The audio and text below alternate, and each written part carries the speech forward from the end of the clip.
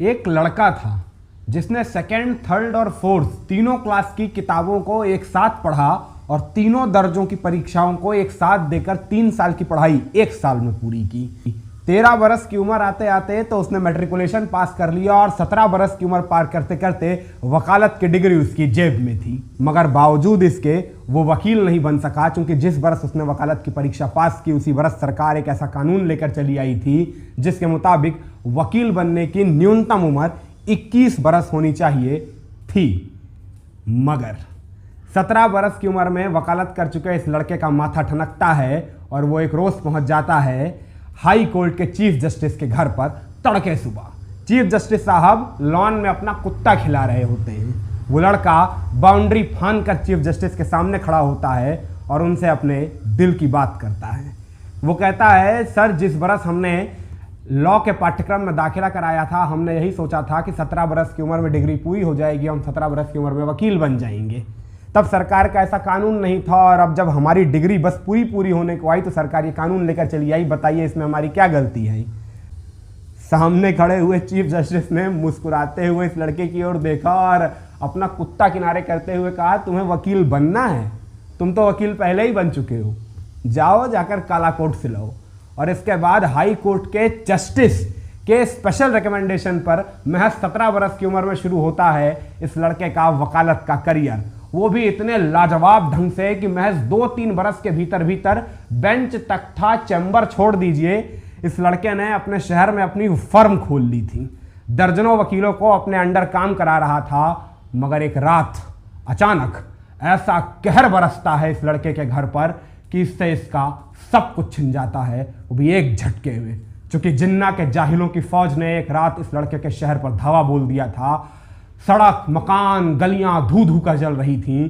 मजबूरन इस लड़के को भी अपना घर, परिवार, पैसा, प्रॉपर्टी, फर्म, वकालत का चमचमाता करियर सब कुछ छोड़कर जेब में महज 10 रुपए की एक नोट लेकर हिंदुस्तान का रुख करना पड़ता है। यकीन मानिए, जिस बरस इस लड़के ने हिंदुस्तान में शरणार्थी बनकर कदम रखे थे, इस लड़के के पास सर पे छत नहीं थी, 2 जून की रोटी के लाले थे, मगर दिल में हौसला था। दिल के भीतर वकील जिंदा था जो हर गलत होती चीज पर अपनी पैनी निगाह रखे हुए था। अचानक एक रोज गुर्बत के इंतहा के उसी दिनों में एक चाय की टपरी पे से एक अखबार का पन्ना नजर आता है।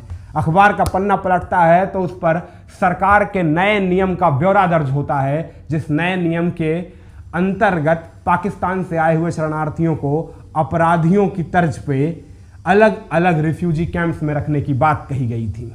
इस लड़के का माथा ठनकता है और ये सरकार के लाए इस ताजा कानून के खिलाफ खुद शरणार्थियों की तरफ से अदालत के भीतर एक मुकदमा दायर करता है। ये वो वक्त था जब सरकार के बनाए कानूनों के खिलाफ भी न्यायपालिका का दरवाजा खटखटाया जा सकता है, ये किसी के गुमान में नहीं था। लिहाजा बंबई हाई कोर्ट ने तत्काल इस अहम मुकदमे की पेशियां करनी शुरू कर दी और चंद पेशियों के भीतर ही इस लड़के की लाजवाब दलीलों के दम पर जज साहब ने पहली दफा किसी सूबे के मुख्यमंत्री के लाए कानून को पलट दिया और इस एक मुकदमे ने एक झटके में अपना सब कुछ खोकर हिंदुस्तान लौटे इस शख्स को उसका सब कुछ वापस दिला दिया।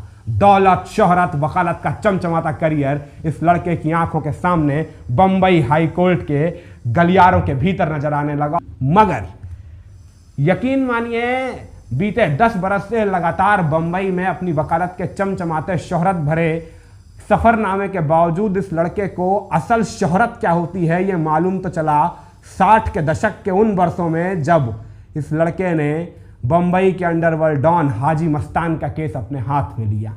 क्योंकि हाजी मस्तान का केस लेने के बाद इस लड़के के चैम्बर के सामने स्मगलर्स की लाइन नजर आने लगी। क्योंकि देश के हर बड़े दुर्दांत अपराधी को ऐसा लगने लगा कि वो इस वकील के दर पे चला जाएगा तो ये वकील उसका केस लेकर उसे राहत पहुंचा देगा। और ये वकील बड़े आराम से मोटी फीस लेकर देश के दुर्दांत से दुर्दांत अपराधियों के मुकदमे लेने भी लगा, इस तर्क के साथ कि वकील का काम फैसला देना नहीं होता है, उसका काम अपने पास आए हुए मुक्किल के पक्ष में जो भी दलीलें हो सके वो जज साहब के सामने देना होता है। मैं तो वकालत का धर्म निभा रहा हूं। यही वजह थी कि देश के दुर्दांत से दुर्दांत अपराधियों के मुकदमे लेने के बावजूद इस लड़के की वकालत का ग्राफ और मशहूरियत का लेवल हिंदुस्तान में दिन दूनी रात चौगुनी रफ्तार से इस कदर बढ़ा कि 70 के दशक के मध्यावधि वर्ष आते आते तो ये लड़का national bar association of India का चेयरमैन बन चुका था। शोहरत जैसे शब्द इसकी शोहरत के आगे बहुत छोटे मालूम पड़ रहे थे, मगर अचानक फिर आती है एक रात, जो रात एक झटके में इस लड़के से उसका सब कुछ उसी तरह छीन के लेके चली जाती है जैसे 25 बरस पहले उसने इस लड़के के साथ किया था। यह रात थी 25 जून 1975 की, वो खौफनाक रात जिस रात इंदिरा गांधी ने देश में आपातकाल की घोषणा कर लोकतंत्र को जंजीरों में बांध काल कोठरी के भीतर ठूंस दिया था। क्योंकि इस एक रात के बाद इंदिरा और संजय के द्वारा की हुई ज्यादतियों के बारे में जब जब बतौर बार एसोसिएशन के चेयरमैन इस वकील ने आवाज बुलंद की, इंदिरा की पूरी हुकूमत पूरी ताकत के साथ इस लड़के के पीछे पड़ गई। यकीन मानिए, आपातकाल के कालखंड में देश की सैकड़ों अदालतों से एक साथ इस एक वकील को गिरफ्तार करवाने के लिए इंदिरा ने गैर जमानती वारंट निकलवाए थे। यही वजह थी कि मौके की नजाकत भांप इस वकील ने तय किया कि वह आपातकाल के इस कालखंड में हिंदुस्तान से नहीं, इंदिरा के खिलाफ लड़ाई 7 समंदर पार से जारी रखेगा। और कस्टम विभाग की नज़रों को चकमा देते हुए ये लड़का 7 समंदर पार कनाडा के लिए रवाना हो जाता है और आपातकाल के समूचे कालखंड में कनाडा और अमेरिका के तमाम बड़े अंतर्राष्ट्रीय मंचों से बतौर नेशनल बार एसोसिएशन के चेयरमैन इंदिरा की आपातकाल की ज्यादतियों के खिलाफ इतने बड़े पैमाने पर प्रचार करता है कि उस प्रचार की एक बहुत बड़ी भूमिका होती है इंदिरा पर बनने वाले उस इंटरनेशनल प्रेशर पर, जिस इंटरनेशनल प्रेशर के चलते ही इंदिरा ने 1977 की जनवरी के दूसरे पखवाड़े में आपातकाल की निरस्तगी का फरमान जारी किया था। यही वजह थी कि जब 1977 के आम चुनाव हुए तो जेपी और जनता पार्टी ने न सिर्फ इस नेशनल बार एसोसिएशन के चेयरमैन कहे जाने वाले वकील साहब को नॉर्थ मुंबई की लोकसभा सीट से उसका पहला लोकसभा का टिकट दिया, बल्कि जेपी और जनता पार्टी के तमाम बड़े नेता तो ये भी चाहते थे कि जनता पार्टी की बनने वाली सरकार में इस वकील को इसके इंदिरा गांधी के खिलाफ खोले गए इस मोर्चे के पारितोषिक के चलते काबीना मंत्री का पद दिया जाए। मगर रास्ते में आड़े आ गए प्रधानमंत्री मोरारजी देसाई, जो इस वकील के साथ अपना 30 साल पुराना हिसाब चुकता करने में लगे हुए थे। आपको याद होगा, अभी मैंने इस कहानी में बताया कि कैसे हिंदुस्तान वापस आने के बाद इस लड़के ने अपने पहले मुकदमे के तौर पर सरकार के लाए एक कानून को मुंबई हाईकोर्ट में चुनौती दी थी। वो कानून मोरारजी भाई ही लेकर आए थे। यही वजह थी कि वो तब से लेकर 1977 तक लगातार इस वकील के खिलाफ एक खुन्नस पाले हुए थे और जब उन्हें मौका मिला तो उन्होंने वो हिसाब चुकता किया इस वकील को काबीना मंत्री से बाहर निकालकर। मगर कोई बात नहीं, काबीना मंत्री से बाहर निकाल दिया तो क्या हुआ, इस वकील का संसदीय सफरनामा तो शुरू हो ही चुका था। वो संसदीय सफरनामा जो आगे इस वकील की जिंदगी की आखिरी सांस तक बदस्तूर चलता रहा। दौर बदले, दशक बदले, हुकूमतें बदली, सियासत बदली, लोकसभा हो या राज्यसभा, ये पार्टी हो या वो पार्टी, मगर इस लड़के का संसदीय सफरनामा कभी रुका नहीं। और कमाल की बात यह है कि अपने लिए किसी लोकसभा या राज्यसभा की सीट या किसी सरकार में काबीना मंत्री के पद के लिए कभी इस वकील ने किसी दल के दर की चौखट पर सजदा नहीं किया था। क्योंकि हिंदुस्तान की सियासत की त्रासदी ही यही है कि यहाँ देश के बड़े से बड़े दलों के बड़े से बड़े नेता बड़े बड़े आपराधिक मामलों में नामजद होते हैं और उन्हें जरूरत होती है अपने लिए किसी डिफेंस लॉयर की। और हिंदुस्तान में राम जेठमलानी से बड़ा डिफेंस लॉयर तो आपको ढूंढे नहीं मिलेगा। आप यकीन मानिए, राम जेठमलानी के करियर पर एक दफा नजर दौड़ाएंगे तो आपको समझ आ जाएगा कि कैसे अक्रॉस द पार्टी लाइन जाकर जेठमलानी ने अपने 78 वर्ष के वकालत के करियर में देश के तमाम बड़े नेताओं की पैरवी की है। नेशनल हेराल्ड केस में जेठमलानी ने सोनिया गांधी की पैरवी की। आय से अधिक संपत्ति के मामले में जेठमलानी ने वसुंधरा राजे सिंधिया के करीबी कहे जाने वाले आईपीएल के पूर्व कमिश्नर ललित मोदी की पैरवी की। जैन हवाला कांड में जेठमलानी ने भारतीय जनता पार्टी के भीष्म पितामह कहे जाने वाले लाल कृष्ण आडवाणी की पैरवी की। आय से अधिक संपत्ति के मामले में जेठमलानी ने दक्षिण की अम्मा कही जाने वाली जयललिता की पैरवी की। चारा घोटाले में लालू प्रसाद यादव की पैरवी की। 2G स्पेक्ट्रम घोटाले में कनी मुझी की पैरवी की। सोहराबुद्दीन एनकाउंटर केस में अमित शाह की पैरवी की। मायावती के दायर किए हुए 58 मुकदमों में मुलायम सिंह यादव की पैरवी की। यहां तक कि देश के वर्तमान प्रधानमंत्री नरेंद्र दामोदर दास मोदी के लिए भी गुजरात दंगों के दौरान तमाम कानूनी झंझटों में बरसों बरस तक जेठमलानी अपनी सेवाएं दे चुके हैं। सिर्फ और सिर्फ अटल बिहारी वाजपेयी एक ऐसे नेता थे जिनके साथ जेठमलानी की कभी नहीं बनी। क्यों नहीं बनी?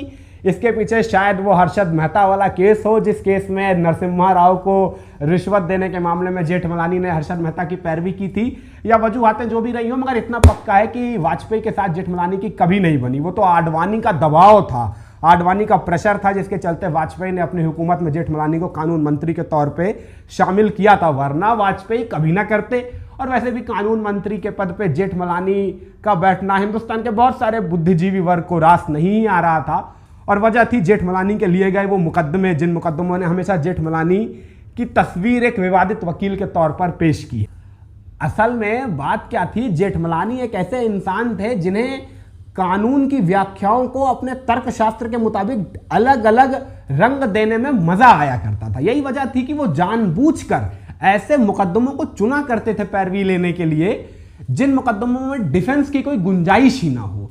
उन मुकदमों का नाम मैं ले लूंगा तो आप खुद एक दफा सोच में पड़ जाएंगे कि जेठमलानी ने उसमें डिफेंस किया कैसे, क्योंकि उसमें डिफेंस करने के लिए एक लाइन छोड़ दीजिए, एक शब्द आपकी जुबान से भी नहीं निकल सकेगी।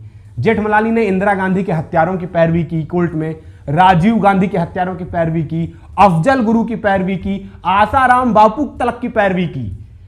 यहां तलक की हद तो तब हो गई जब अंडरवर्ल्ड के डॉन दाऊद इब्राहिम ने एक रोज राहत की उम्मीद लेते हुए जेठमलानी को फोन कर दिया। जेठमलानी खुद किस्सा बताते हैं, ये बात 1995-96 की है, तब शरद पवार मुख्यमंत्री हुआ करते थे महाराष्ट्र के।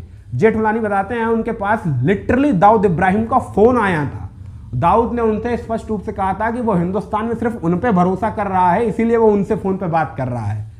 असल में तब दाऊद इब्राहिम नए 1993 वाले मुंबई ब्लास्ट के बाद देश छोड़ के बाहर गए थे, और उस वक्त दाऊद चाहता था कि वो हिंदुस्तान वापस लौट आए, इसीलिए उसने जेठमलानी से संपर्क साधा था। और जेठमलानी से बाकायदा उस फोन कॉल में उसने वो अपनी तमाम शर्तें जाहिर की थी, जिन शर्तों को लेकर जेठमलानी महाराष्ट्र के तत्कालीन मुख्यमंत्री शरद पवार के पास गए भी थे, मगर शरद पवार तमाम वजूहातों के चलते उन शर्तों पर राजी नहीं हो सके, जिसके चलते दाऊद इब्राहिम का प्रत्यर्पण 1995-96 में नहीं हो पाया, वरना जेठमलानी की मदद से दाऊद इब्राहिम 1995-96 में हिंदुस्तान लौट सकता था, मगर वो ऐसा कुछ भी नहीं हो पाया।